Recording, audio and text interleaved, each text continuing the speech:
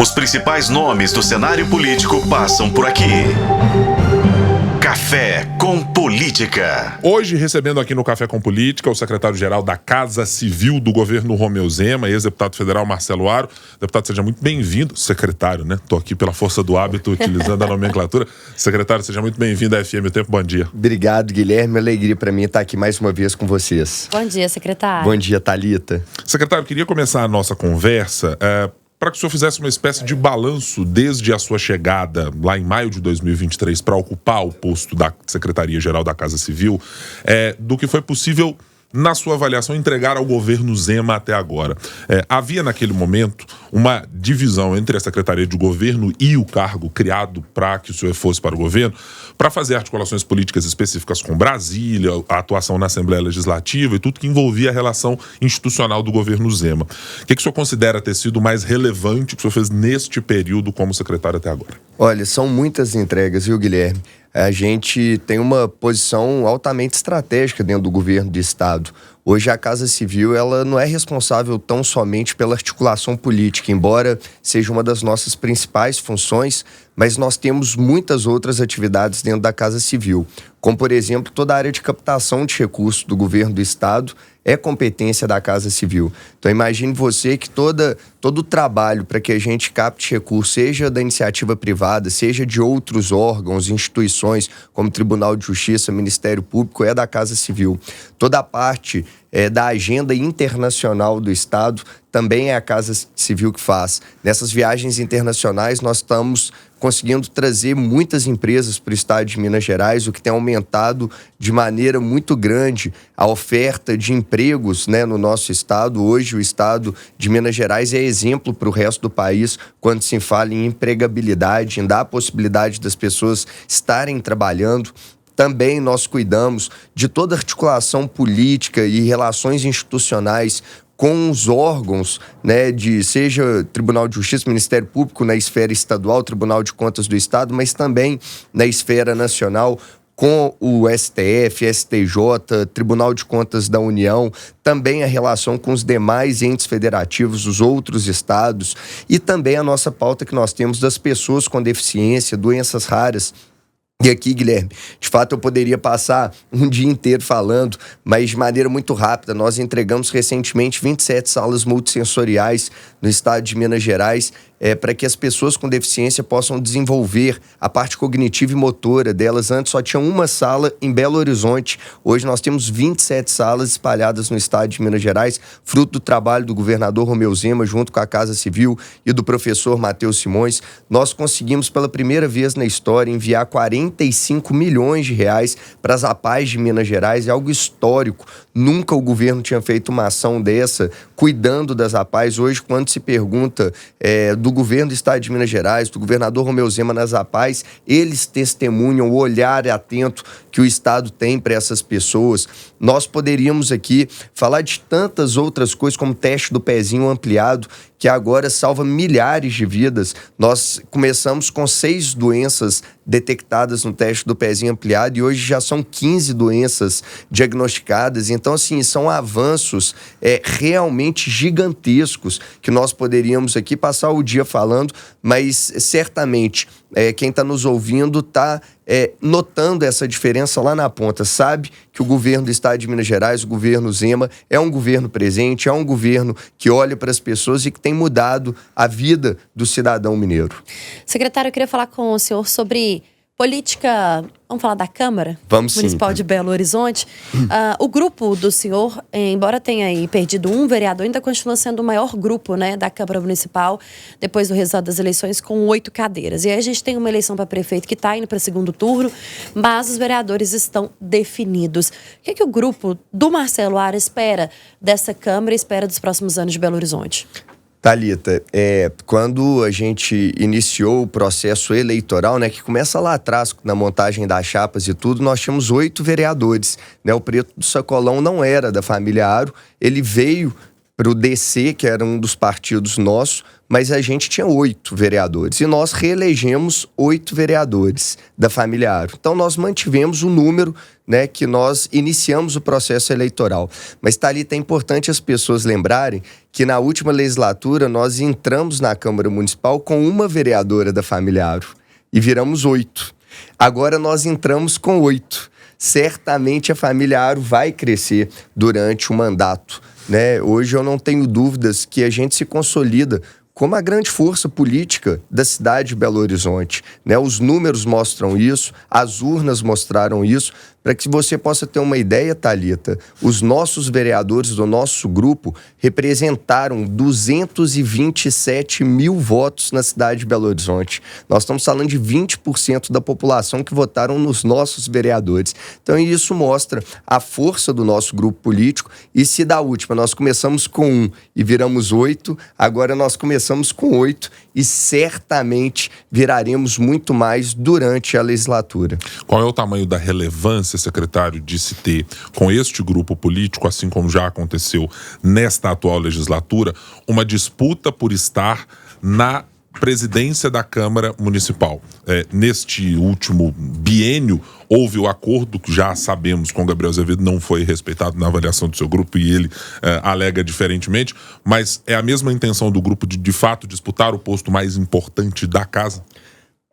Guilherme, não é que não foi cumprido na minha avaliação, não. Tem um documento, né, assinado pelo Gabriel. Ele assinou um documento, queria renunciar e ele não cumpriu a palavra dele. Mas tudo bem, né? Infelizmente nem todos têm o compromisso, a lealdade e a palavra que nós temos. Mas, Guilherme, é natural que o nosso grupo queira sim disputar a presidência da Câmara dos Vereadores, para que vocês possam ter uma ideia. Quando a gente fala de 8 vereadores da família Aro, mas nós fizemos acordo com vários vereadores pré-eleição, né? Vereadores que fizeram um compromisso de caminhar conosco e que nós também ajudamos na eleição deles. Seja através de votos, seja com estrutura, enfim. Mas vereadores que, de alguma forma, nós fizemos um acordo prévio. Guilherme, as pessoas que estão nos ouvindo podem ter certeza do que eu estou falando aqui e sem querer expor ninguém, mas nós elegemos o nosso grupo, entre família Aro e aqueles que fizeram um acordo prévio conosco, 15 vereadores. 15. A nossa arrancada é com 15. E essa semana nós fechamos mais 3 vereadores que falaram que vão caminhar conosco para a presidência da Câmara. Então hoje, dia 11 de outubro, Guilherme, eu estou vindo aqui e afirmando para vocês, o nosso grupo larga com 18 votos certos. 18 votos, Guilherme, que eu já conversei com cada um e falaram assim, Marcelo, nós vamos caminhar junto. Isso mostra a força do nosso grupo político. E, diga de passagem, Guilherme, destes 18 votos, nós não estamos contando nem com a esquerda, nem com a direita. Então, hoje, a única chance do nosso grupo, né, desses 18, obviamente, temos inúmeros nomes que podem ser o candidato a presidente nesse grupo de 18 nomes, mas a única chance desse grupo não ter a presidência da Câmara é se o PL decidisse votar junto com o PSOL e PT contra o nosso grupo. Aí vocês me digam qual a chance disso acontecer. Se talvez juntar os votos do PL, juntar os votos do PSOL, do PT, junto com os 2 que o Gabriel elegeu, né? Que o Gabriel tem, dos 10 que o Gabriel tinha no grupo dele, ele reelegeu 3, não é isso? Ele reelegeu a Loide, o Cleiton e o Irlan. Então o Gabriel de 10 passou para 3. Então se juntar os 3 do Gabriel, o PSOL, o PT, o PL, todo mundo, aí talvez realmente o nosso grupo não tenha êxito nessa empreitada. Mas eu não acredito que isso vai acontecer. Acho que qualquer pessoa que entende um pouco de política sabe que a chance disso acontecer tende a 0. Então acho que a grande chance que o nosso grupo de fato conquiste a presidência da Câmara.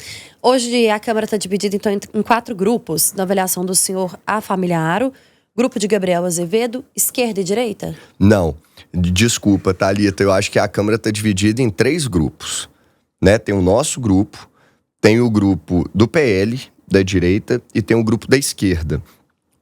O Gabriel não pode ser considerado um grupo, Thalita.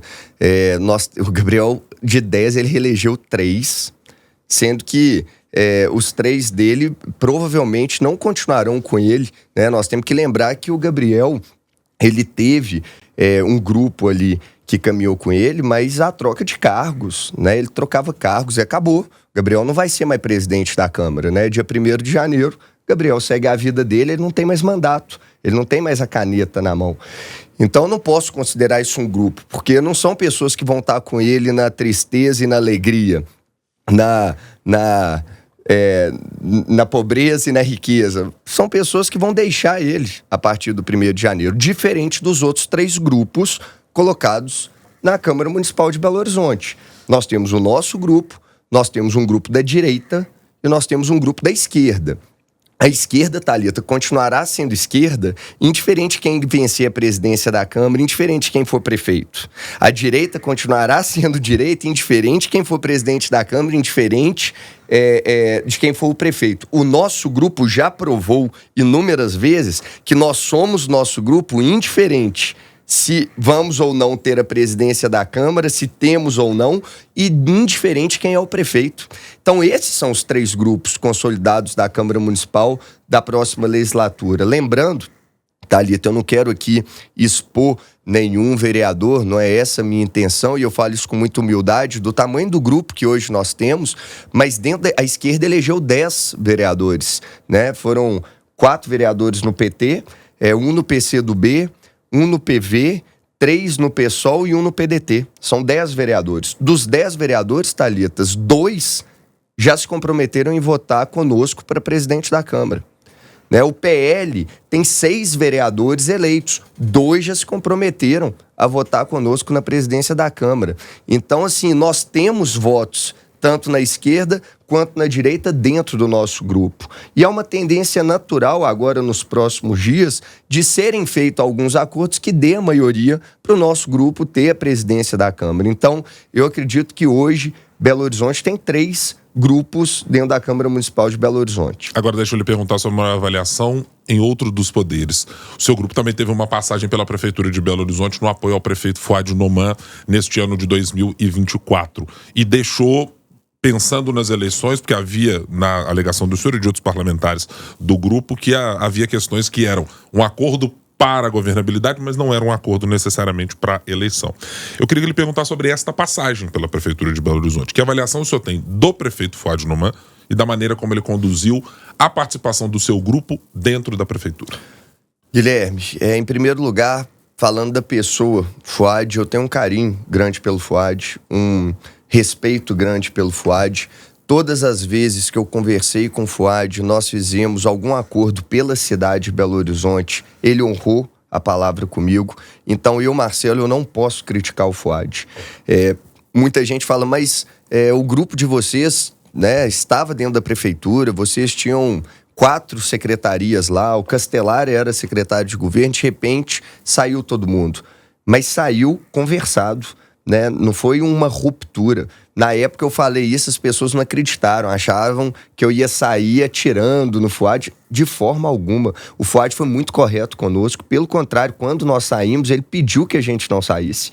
Eu estive na sala dele, ele falou, Marcelo, fica, deixa a turma ficar. Eu falei, Fuad, não vou fazer isso, porque a tendência é da gente não caminhar junto no primeiro turno. Eu não posso ficar aqui sabendo que você tem uma eleição pela frente. Então, as coisas sempre foram muito claras, muito bem conversadas. Então, da minha parte, tenho uma admiração, um carinho pelo prefeito Fuad. Então, eu digo, Guilherme, aqui, com o coração muito em paz, Belo Horizonte está bem servido.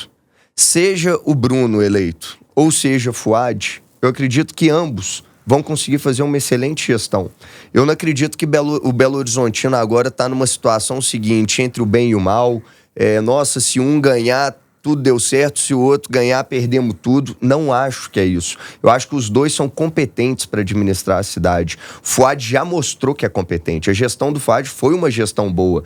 E eu testemunho isso, né? Ainda que eu não ficasse do lado do Fuad, que eu não tenha apoiado ele no primeiro turno, mas eu nunca neguei que eu admiro a gestão Fuad. Acho que ele fez um bom governo à frente da prefeitura. Como eu digo também o mesmo do Bruno. O Bruno se mostrou nessa campanha eleitoral um cara altamente capacitado, né? Quem assistiu os debates, eu não sei se vocês aqui assistiram, nós que gostamos de política, a gente fica lá, a gente assiste até reprise, né, de debate. Assistimos e fizemos. Exato, mas o Bruno muito bem, o Bruno se colocando muito bem. Olha, no primeiro debate que teve televisivo, se eu não me engano foi na Band, teve uma pergunta pro Bruno sobre morador de rua.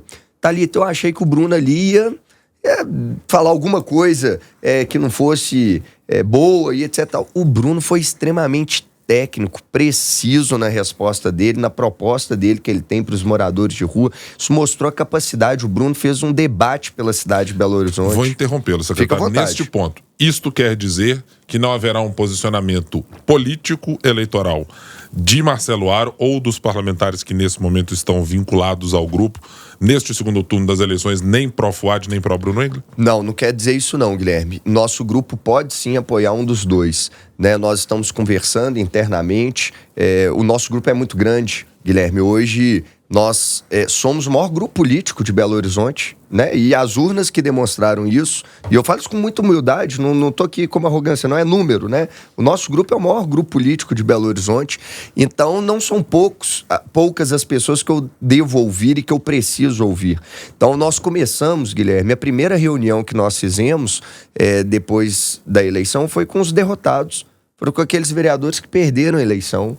Depois já reunimos com aqueles que venceram, mas nós temos que ouvir a todos, escutar o que eles pensam para Belo Horizonte. Então o nosso grupo pode sim se posicionar. Indiferente dessa minha declaração que eu estou dando aqui hoje, o grupo pode sim se posicionar, mas se posicionar não quer dizer que eu vou falar mal do outro. Então, se o nosso grupo tomar a decisão de caminhar com o Bruno, não quer dizer que eu vou fazer uma campanha atacando o Fuad ou vice-versa, porque não seria justo da minha parte fazer isso. Eu acredito, como eu disse aqui no começo, que Belo Horizonte está entre duas boas opções. O Belo Horizontino tem duas opções. Olha, o que aconteceu na região metropolitana é um fenômeno muito positivo. Nós tivemos boas pessoas eleitas na região metropolitana, teremos em Belo Horizonte. Você pega, por exemplo, e aqui que não é do meu partido, nem do meu espectro ideológico, a Marília de Contagem. Marília é uma boa prefeita. Nós tivemos o Heron eleito em Betim, um cara do bem, um cara correto, e fiquei feliz com a vitória do Heron. Nós temos o João Marcelo em Nova Lima. Nós teremos ou o Bruno ou o Fuad em Belo Horizonte. Então eu acredito que a região metropolitana ela sai vitoriosa dessas urnas, né? Indiferente do grupo político que está no poder, indiferente das pessoas que estão no poder, Guilherme, mas quem sai vitorioso é o cidadão, na minha opinião. Acho que nós vamos ter gratas surpresas desses governantes que foram eleitos agora. A gente viu, secretário, nos últimos anos, uma Câmara e uma Prefeitura que de fato protagonizavam o que parecia uma guerra, né? E infelizmente no nosso noticiário político, muitas vezes a gente falava sobre essa rivalidade que existia por uma certa parte da Câmara com a Prefeitura de Belo Horizonte nos últimos 2 prefeitos que passaram por lá. O prefeito que está atual e o ex-prefeito Alexandre Calil, principalmente. Que avaliação o grupo do senhor faz hoje de como deve ser uma Câmara para que de fato a cidade consiga funcionar pensando num trabalho em conjunto entre Câmara e Prefeitura? Thalita, nós precisamos de uma Câmara independente. Olha, se nós pudéssemos, assim, em todas as esferas dos entes federativos do nosso país, né, se nós pudéssemos escolher todas as câmaras, todas as assembleias, né, o Congresso Nacional independente, nós teríamos certamente um país muito melhor. Quando você tem uma presidência de uma Câmara Municipal 100% alinhada com o prefeito, caminhando com o prefeito, obediente ao prefeito, nós corremos um risco. Porque se o prefeito não estiver fazendo um bom trabalho, quem que vai ser o freio do prefeito? Quem que vão ser as pessoas que vão falar assim, prefeito, você precisa melhorar, prefeito, isso daqui não está certo. Então nós termos uma Câmara 100% governista é ruim. Do mesmo jeito, nós temos uma Câmara 100% oposicionista, que indiferente do que o prefeito fizer, vai estar contra. Isso é prejudicial para a cidade, porque aí não adianta o prefeito ser bom, que a Câmara vai estar sempre atacando, né, sempre criticando. Então nós precisamos ter na presidência da Câmara Municipal de Belo Horizonte, na minha opinião, uma pessoa sensata, uma pessoa que aplauda quando tiver que aplaudir, mas que critique quando precisar criticar. Uma Câmara que pense nos vereadores, uma Câmara que pense na cidade de Belo Horizonte. E é essa a nossa busca. Então, quando eu falo aqui para vocês do nosso grupo político, ele tem compromisso, em primeiro lugar, com a cidade que elegeu os nossos vereadores. Eu disse para você, nós tivemos 227 mil votos para vereador, Thalita. A minha mãe é a segunda vereadora mais votada da cidade de Belo Horizonte, teve 27 mil. A mulher mais votada. Professora Marli. E Thalita, é tão bom quando você fala isso, porque eu falo assim, gente, às vezes eu já desabafei isso aqui para você e para o Guilherme uma vez ao vivo, que a gente tem um pouco de dificuldade, né, de muitas vezes essa narrativa e conversar com a imprensa. Mas eu lembro que, por exemplo, na última eleição, a capa de todos os jornais em Belo Horizonte era Duda Salaberi em primeiro para vereador e Nicolas em segundo lugar. Todo mundo noticiava o primeiro e o segundo. Nessa campanha, poucas pessoas noticiaram a segunda colocada. Ela foi a mulher mais votada. Poucas pessoas noticiaram, como você está fazendo aqui agora, falando que foi a segunda mulher mais votada, mas uma votação sensacional, né? 27.733 votos, Thalita. Isso mostra a força do nosso grupo, mas, sobretudo, mostra uma aprovação ao trabalho que a professora Marli fez na Câmara Municipal de Belo Horizonte. E, obviamente, esses votos, eles precisam ter um retorno da vereadora, né? A vereadora tem que trabalhar para isso. Então, nosso primeiro compromisso é com quem votou na gente. Então, não só os 27 mil votos da professora Marli, mas os mais de 200 mil votos que o nosso grupo teve de Belo Horizonte, né? Dos belo-horizontinos, que nós precisamos dar retorno para eles, indiferente de quem for o prefeito. Então, o nosso compromisso é com a cidade, Thalita, e por isso que nós queremos uma Câmara independente. Uma Câmara que não seja 100% governo, nem 100% oposição. Por falar em votos, eu quero pedir uma consideração do senhor a respeito da participação do chefe principal do governo de Minas Gerais nessas eleições. O senhor acha que o governador Romeu Zema, neste segundo turno, do ponto de vista da análise política do secretário Marcelo Aro e da relação que evidentemente o senhor tem com ele, deve participar e participará desta campanha do segundo turno? Ele não teve uma participação muito efetiva no primeiro turno na campanha de Mauro Tramonte. Mas o senhor vê que politicamente é importante, tem alguma relevância ou não deveria participar?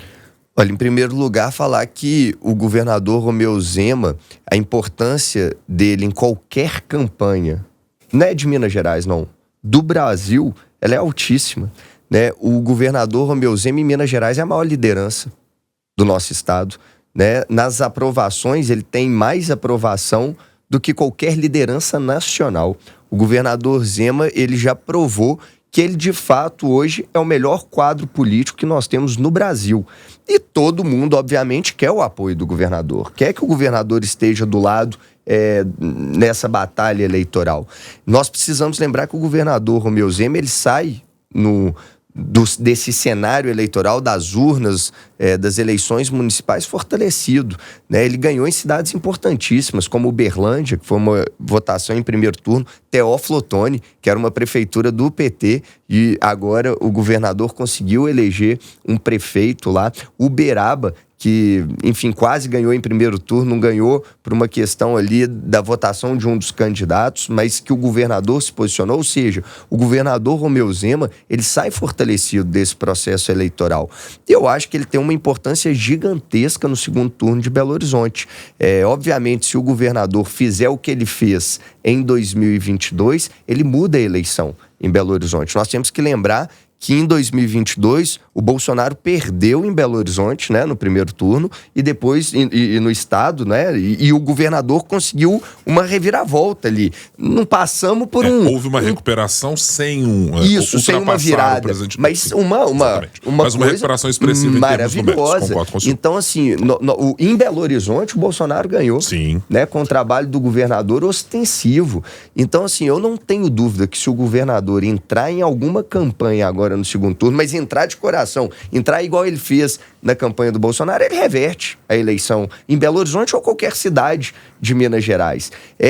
Isso não aconteceu no primeiro turno, Guilherme. E aqui, se me permitam ser muito franco, mas porque foi tomada uma decisão de coordenação de campanha da eleição do Tramonte que não usou né, a imagem do governador, que não utilizou dele ali no primeiro turno, eu acho que pagou um preço alto por isso, né? Preferiram colocar ali o ex-prefeito Alexandre Calil, que para mim, esse sim, o maior derrotado das eleições de Minas Gerais, né? Ele foi para a televisão, colocou a cara, pediu voto e mingou os votos do Mauro Tramonte. Então, acho que ele sai como grande derrotado desse processo eleitoral. Vejam vocês que no segundo turno ninguém está atrás do Calil para pegar apoio, né? Nem o Fuad, nem o Bruno foram atrás dele para pedir apoio, diferente do governador Romeu Zema, que todo mundo quer o apoio dele. Então, assim, eu não tenho dúvida que se o governador entrar, ele muda a eleição em Belo Horizonte. Agora, é uma situação complicada para o governador, porque ao mesmo tempo que ele tem uma proximidade, né, e uma concordância de ideias com o Bruno e com a direita, mas nós temos que lembrar também que o maior partido da base aliada do governador na Assembleia é o PSD. Né? Então, é o maior partido aliado. Então, é complicado para o governador também tomar uma posição. Mas, respondendo de maneira objetiva, eu acredito que se ele entrar, ele muda as eleições. Nós estamos conversando com o Marcelo Aro, secretário de Estado da Casa Civil. No Café com Política, hora do bate-pronto. Perguntas curtas e respostas na mesma proporção, secretário. Vamos à primeira delas. Uma avaliação sobre a campanha do senador Carlos Viana e do Podemos nessa eleição. O Podemos em Minas sai engrandecido. O Podemos em Minas elegeu, para que se tenha ideia em relação ao país, 20% dos prefeitos, mais de 15% dos vereadores do país foram de Minas Gerais. Então foram vários prefeitos, vice-prefeitos, vereadores eleitos, mais de 300 vereadores em Minas Gerais. Em Belo Horizonte houve, na minha opinião, um grande erro, né, nessa candidatura do senador Carlos Viana, e as urnas mostraram isso. O senador agora ele terá aí mais 2 anos para se reinventar, né, e se colocar novamente como uma opção para Minas Gerais. Onde Marcelo Aro quer ver Romeu Zema em 2026? Na presidência da República. E vou trabalhar muito para isso acontecer, Thalita. E Marcelo Aro será candidato ao Senado novamente em 2026? Guilherme, é a tendência natural, né? Eu quero sim disputar as eleições em 2026 e há uma tendência que eu venha para o Senado, assim como há uma tendência que o Matheus Simões venha para governador do estado de Minas Gerais em 2026 e, se vier, terá o meu apoio, terá o meu comprometimento, e esse é o nosso grupo político. Então, hoje, eu falaria que o nosso grande esforço é para ver o Zema presidente da República, o Matheus governador e, quem sabe, que eu esteja lá no Senado ajudando tanto o Matheus quanto o Zema. De quem Marcelo Aro não caminha mais ao lado e não se arrepende por isso? Gabriel Azevedo, não tenha dúvida. O Gabriel, eu já falei aqui, ele para mim é um lobo em pele de cordeiro, é uma pessoa que não tem valor, não tem princípio, uma pessoa que faz o que for preciso pelo poder. É um cara que fala que tem nojo do MDB e filia no MDB, é um cara que grava os outros, é um cara, enfim, que realmente eu quero longe da política. E o que eu puder fazer para ajudar que isso aconteça, eu farei, Thalita. Secretário-geral da Casa Civil do Governo de Minas Gerais, ex-deputado federal Marcelo Aro. Muito obrigado pela conversa aqui na FM O Tempo. Seja muito bem-vindo e outras oportunidades também. Guilherme, eu agradeço e agradeço a você também, Thalita, e parabenizo mais uma vez pelo trabalho que vocês têm feito aqui no Café com Política e me coloco à disposição. Sempre que precisarem, faço questão de vir para prestar contas do meu trabalho à frente da Secretaria da Casa Civil, para a gente falar de política, né, que é o foco deste programa, e contem sempre comigo. Muito obrigado. E eu já faço para você o convite que eu fiz já para a equipe da professora Marli, que a gente quer ouvi-la aqui no Café com Política. O nosso espaço está aberto. Inclusive, foi o primeiro contato que nós fizemos pós o resultado da eleição no domingo, porque é muito importante a gente mostrar, de fato, quem faz a política acontecer em Belo Horizonte, quem tem votação expressiva,